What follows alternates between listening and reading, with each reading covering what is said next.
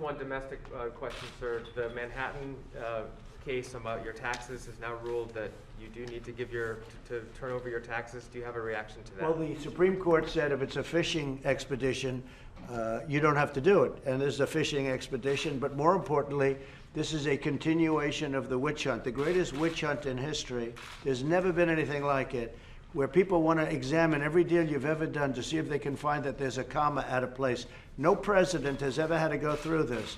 The Supreme Court shouldn't have allowed this to happen, but no president has ever had to go through this. But what the Supreme Court did do is say, if it's a fishing expedition, my interpretation is essentially you don't have to do it. So we'll probably end up back in the Supreme Court. But this is just a continuation of the most hideous witch hunt in the history of our country. We beat Mueller. We won at every level in Washington, in D.C. We won at every level.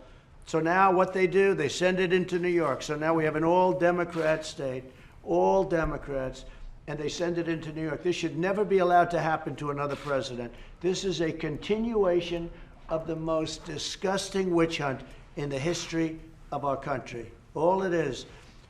But the Supreme Court said fishing expedition. This is the ultimate fishing expedition. Nobody has anything. We don't do things wrong.